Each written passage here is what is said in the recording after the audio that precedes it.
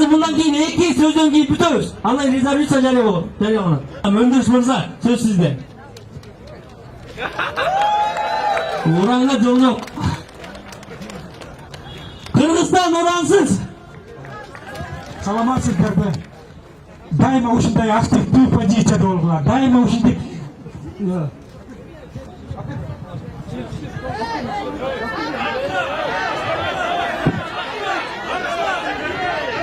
активдүү болгула. Эгерде биз дүйнө эли чыкпаган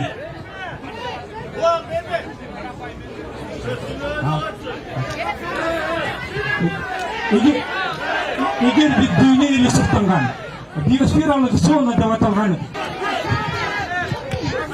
көрмөгүлө жокту.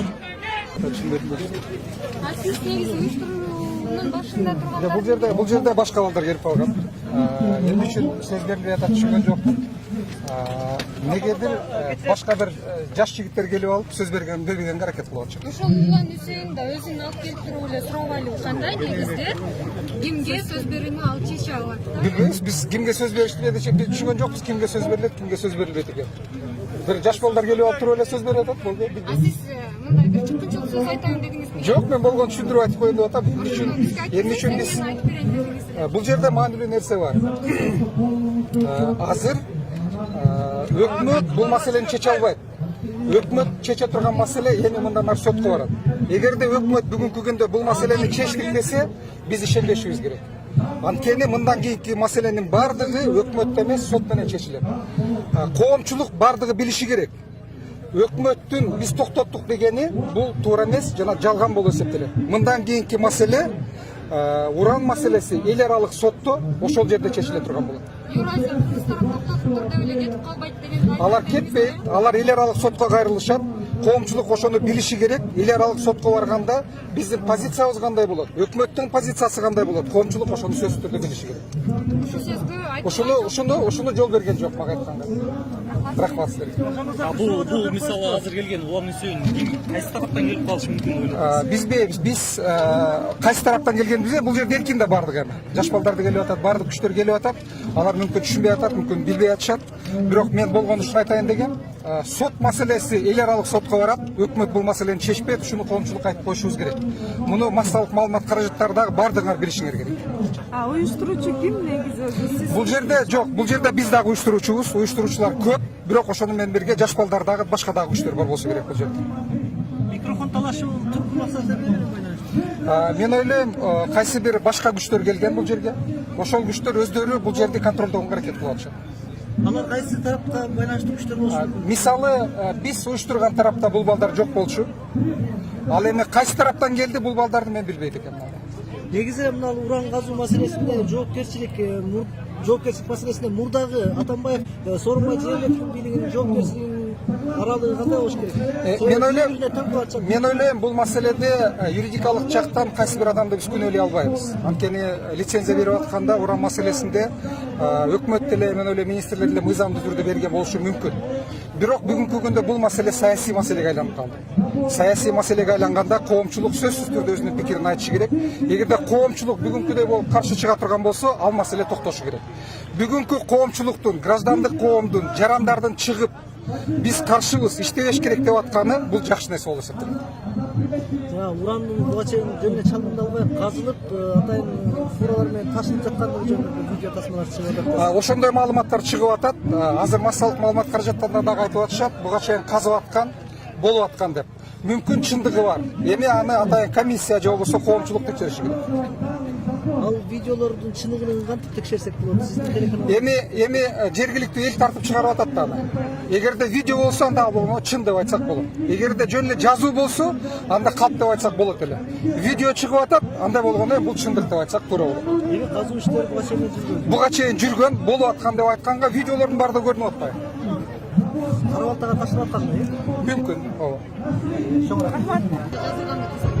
Мен тизмени көрдүңүзбү, мен биякта жүрдүм, мен тизмени эметкен жокмун. Ошо тизмени ким эметти, ошо мен эме сурап көрбөйсүңбү. Мен деле мындай изучууну каалаган эмесмин да.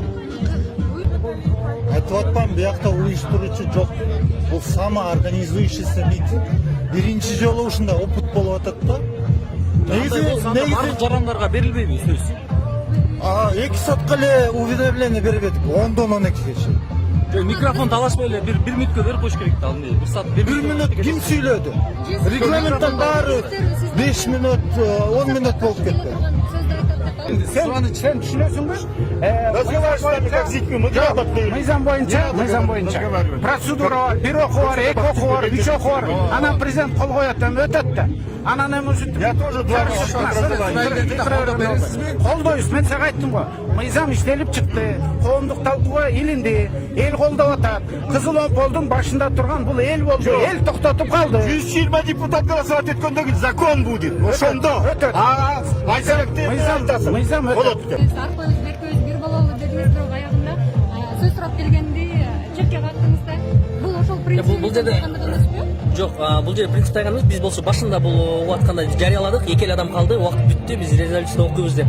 Анан ошону уккандан кийин анан баягы тизмеде да жок болчу ал адам. Анан келип эле мен сүйлөшүм керек, кимдеги сөз бербейсиңер, сен кимсиңер деп эле микрофонду жулуп алган, баарын көрдүңөр да. Камералар көрсөөр болот, өзү эле келип. Анан мен болсо модератор болгондон кийин мен ошол убакытты такташым керек да. Себеп дегенде баарына бергенде да мүмкүнчүлүк жок да. Бул 12-ге чейин бул жак уруксат алынган жана 12-ге чейин ошо 11:45 резолюция окулмак да. Анан ошончо списокто жок үчүн бул да принцип да, список тизмеде жок үчүн мен эч кимге бере албаймын. Улам мырза, ошол эле кезде ошол баягы сөз ала албай калган адамдар айтышып атты. Сизде бир кайсы бир 3-чү топтун адамы келип кошулду депчи. Буга кандай көз карайсыз? Мен 3-чү топпу. Сиз Менби? Атайын балким да бир тараптан келип, атайын жанагы бул сот аркылуу чечилүүгө тийиш эле бул маселе. Мен айтып аткан сөздү атайын булар алдын ала сезишип бербей атат деген пикирди айтышты. Мен эл алдында жүзүм ак. Ал адам мен тааныбайм да эмне экенин. Айтып атам, дагы бир жолу айтам, кандай адам күнү убакыт бүттү дегенден кийин келсе да мен сөз бербей эмесмин. Бул убакыт бүттү, бир нече жолу айтылды, бул жерде баарында записьтерде болсо керек ушу. Негизинен бул жерде уюштуруучулардын бир кемчилиги кесипкөй специалисттерге гана көп сөздөрдү берип, карапайым эл көп сүйлөй албай калды бул жерде. Кезекке жазылгандардын основной кезекке жазылган адамдар карапайым эл сүйлөй албай калды. Оюнда болгон оюн, максатын эч нерсесин айта албай калды. Бул жерде эл эмнени айткысы келип атат? Эл деген ошо кен ачылбасын, биздин кыргыз жергесинде уран ойуну менен разработка болбосун деп ошол максат менен эл өзүнүн максатын айтайын деп келген. Айта албай калды. Ошо убакыт чектеп койду. Основной наразычылык ушул жерде болуп атат да.